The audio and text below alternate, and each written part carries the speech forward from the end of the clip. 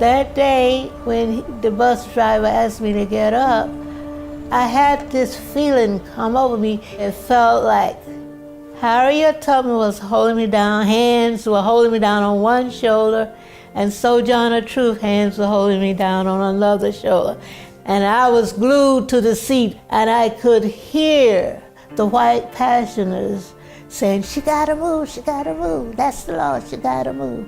And I felt like this is my time to take a stand for justice.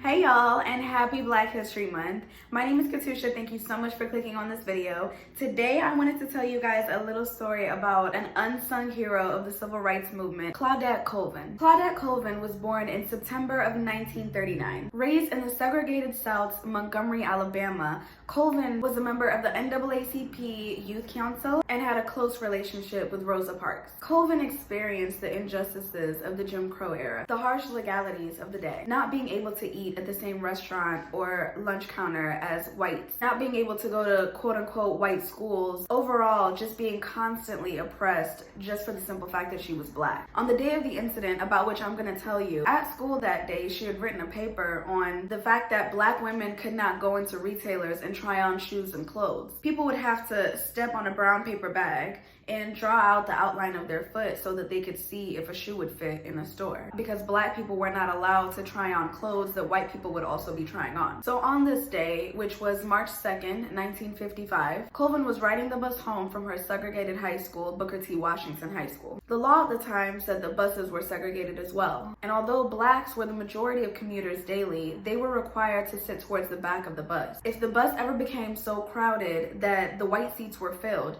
Blacks were expected to get up and move and retreat further back into the bus to make room for the white passengers. It just so happened that on this spring afternoon, a white woman boarded the bus that Colvin was riding, and all of the seats in the white section were already taken. The 15-year-old Colvin and another Black passenger, a pregnant woman, were asked to get up and clear the entire row for the one white woman. The two women across the aisle moved, but Colvin and this pregnant woman decided to stay in their seats. The white bus driver pleaded with them, trying to get them to move, give up their seats, but they refused. And so he called the police.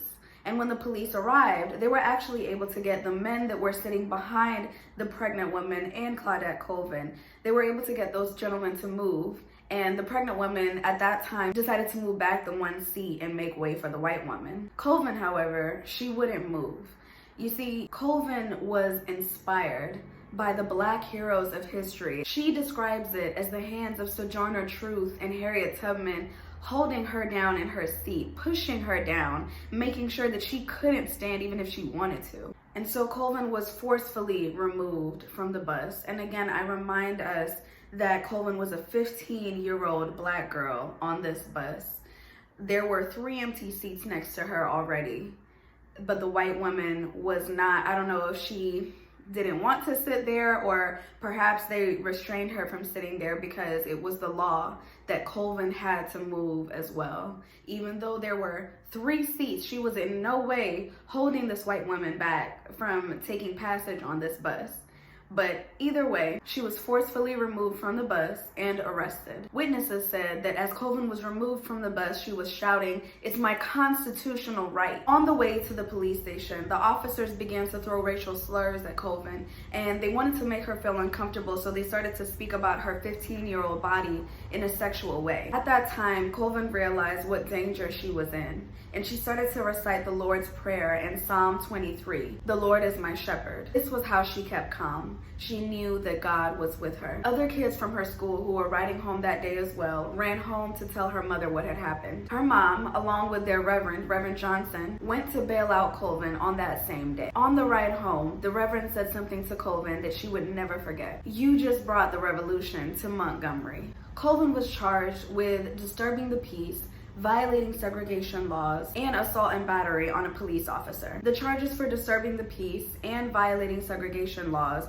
both charges were dropped, but somehow, even though she never touched the police officers and they forcefully removed her as a 15-year-old girl from that bus, she somehow was convicted of assaulting a police officer. Why haven't we ever heard about Claudette Colvin? I can accept that the history books may not want to cast a light on such a powerful Black figure, but I do wonder why within our own community we haven't been educated about Claudette Colvin. The reason that we've never heard about Miss Colvin is the same reason that her court case was unsuccessful, and she did have a court case. About a year later, after all of this, in 1956, Colvin was one of 5 plaintiffs, represented by civil rights attorney Fred Gray. They took on segregated buses in the federal court case Browder versus Gale. Although this same case was successful in the U.S. District Court for the Middle District of Alabama, the federal court case was dropped once Colvin was discovered to be pregnant. Unfortunately, Colvin faced a great injustice. Not just living under these Jim Crow laws that were so oppressive to her directly, but there was even injustice brought on by her own community. You see, Colvin protested bus segregation laws 9 months before Rosa Parks, whose arrest was a catalyst for the Montgomery bus boycotts. But Colvin never received the same national attention. She has not been catapulted into history along with the brave Rosa Parks. Why? Well, the leaders of the civil rights movement only promoted the image of the most attractive. Even though so many women came before her, Rosa Parks ended up being the face of this bus movement because she was light-skinned, she had long hair, and she was more easily comparable to white middle-class America because she also had a working-class job. Colvin was a dark-skinned, unwed, pregnant teenager with 4C hair. Parks was also much older. She was a secretary for the NAACP and naturally had the air of a leader. She demanded respect.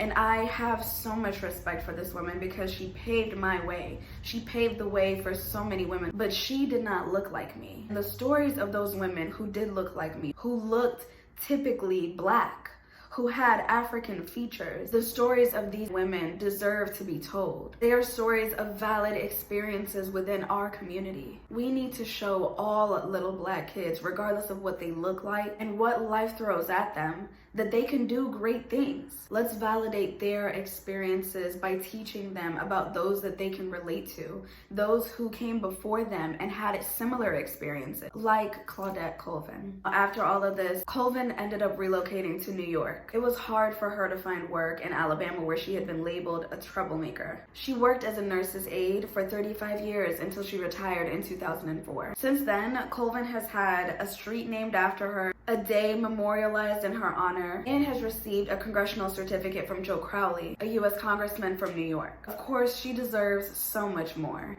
And although she and her family worked tirelessly to get her the recognition that she does deserve, she and the other women who stood up to bus segregation in the 50s and 60s, Colvin is very proud of what she did. And she's so proud of those who walked in her footsteps, like Rosa Parks. I salute you, you beautiful Black queen. What a legacy. That's just my little thoughts, you guys. If you enjoyed this video, go ahead and share it with somebody before Black History Month is over. I would really, really appreciate it, you guys. Thanks. My mom would say, yeah, Claudette, I think you was anointed by God to do this. I said, I don't think so, Mom. I just felt that this was not right. I just wanted people to come together and unify and fight this segregation.